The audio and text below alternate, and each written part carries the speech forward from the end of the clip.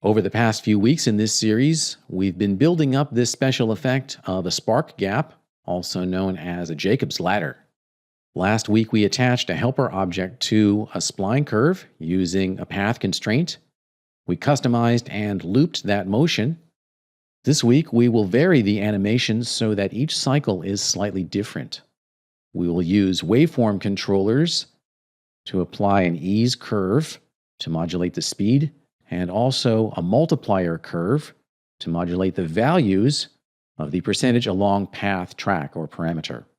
Picking up from where we left off last week, I've got Spark Helper 001 selected and the curve editor open, displaying the percent along path track or controller. And let's vary the speed here with an ease curve. With that curve still selected, go into the Curves menu and choose Apply Ease Curve. And open up the percent curve and select the ease curve inside it. And we can see that it's a straight up linear curve. Over the course of 600 frames, it transitions from a value of 0 to a value of 600. We don't need this keyframe in the center here. We can select that and press Delete. And this is our baseline ease curve, which is not actually changing anything. The curve is still moving at the same rate. But we want to vary that speed a little bit, and to do that we can add the values of a waveform controller to the values of the existing Bezier curve here. To add controllers together, use a list controller. Select the ease curve, and right-click and choose Assign Controller. In the Assign Float Controller dialog, choose Float List. Click OK. And then open up the ease curve, and we've got a Bezier float, and an available curve. Let's investigate this. Select the Bezier float controller, and notice that it looks like a straight line. If we go to a different point in time, we've got a line pointing almost straight up. And if we click Frame Horizontal and Value Extents, we can see that the values have strangely changed. Select that last key at the end, and instead of a value of 600, it now has a value of 9,600,000. It's been multiplied by a factor of 16,000. But the end result of the ease curve remains the same. If we frame that curve, we can see that it still has a value of 600 at the end of the timeline at frame 600. Because these raw Bezier float values are so high, that means that any corresponding waveform that we add will also need to have very high values in order to have any effect. That, of course, assumes that both of them have the same weight. If we open up the weights here, we can see that the Bezier float has got a weight of 100. And when we add another controller here, it will have a default weight of 100 as well. Click on the available controller or track, and right-click and choose Assign Controller. And now we're finally assigning our waveform float. Click OK. And let's frame this a little bit better so we can see it. We've got the Properties panel for the waveform controller here. And if we play the animation, rewind and play that back, we can see that that helper object wiggles a little bit according to these parameters here. I'll stop that and rewind it once again. Let's monitor the ease curve slope while we play around with the waveform controller values. So in the curve editor, select the ease curve, and then frame horizontal and value extents. If we increase the amplitude over here to 40,000, we'll start to see the curve appear a little bit wiggly there. And this is actually the amplitude that I want, but just to make it a little bit more obvious for the demonstration, I'll increase that amplitude up quite a bit. Let's set it to 1,000,000. And now we've got a very evident waveform there. Okay, we actually just want to set this back to 40,000. And we want to change the period, which is the frequency.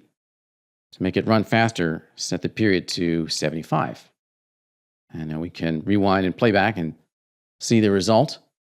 So we're varying the speed of time using this waveform controller.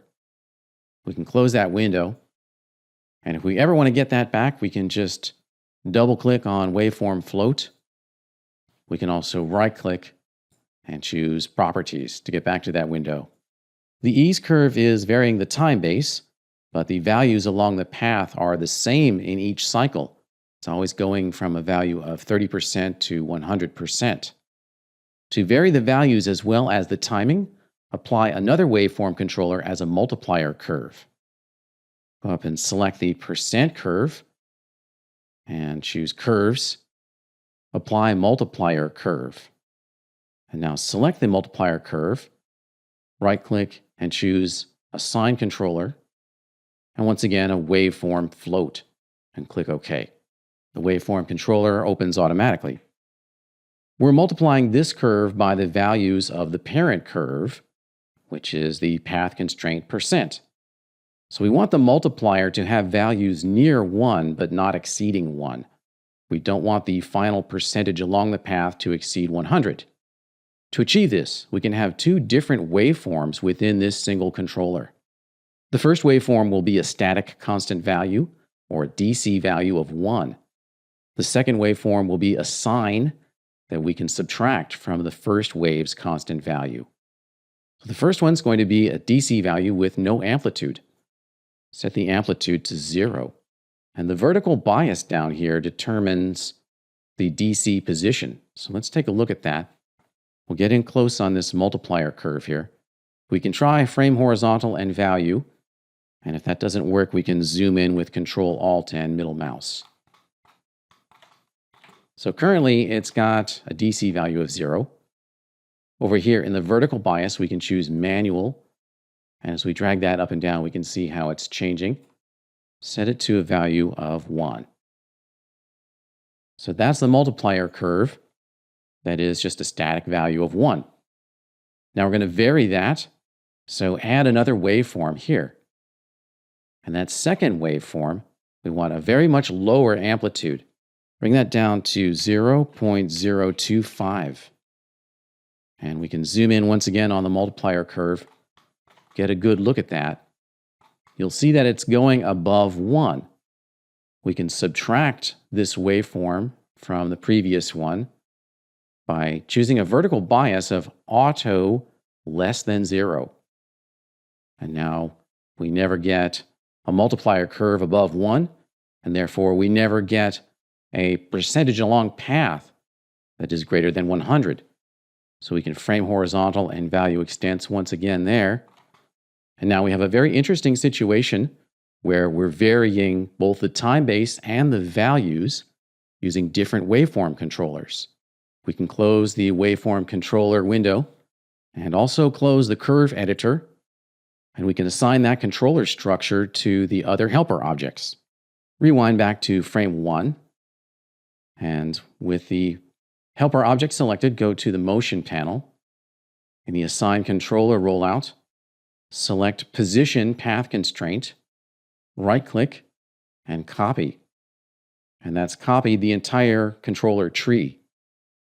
Go over to the middle of the Spark helpers, that's Spark helper number 2. And in its assign controller rollout, select Position XYZ, right-click, and choose Paste. And we get a paste dialog. Do we want to make a copy or an instance? Well, if we choose copy, then we have the option of varying each one of these individually.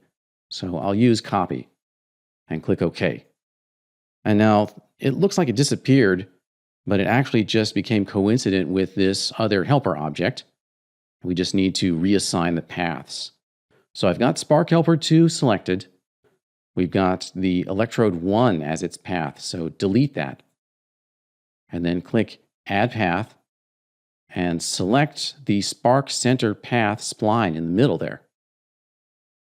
Once that's done, we can turn Add Path off.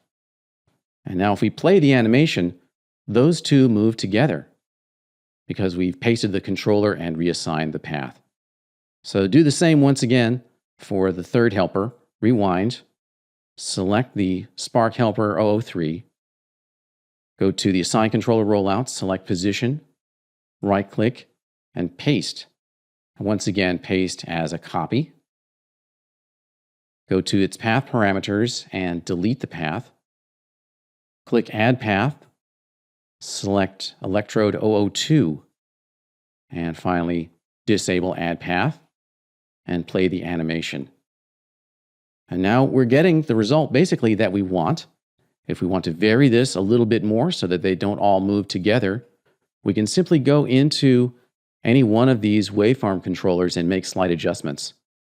So I can go, for example, drill into the controller hierarchy here. Path constraint, percent, multiplier curve. Double-click on multiplier curve.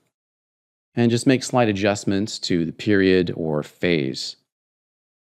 All right, that's how to use waveform controllers to modulate the speed and values of existing controllers such as path constraint percent.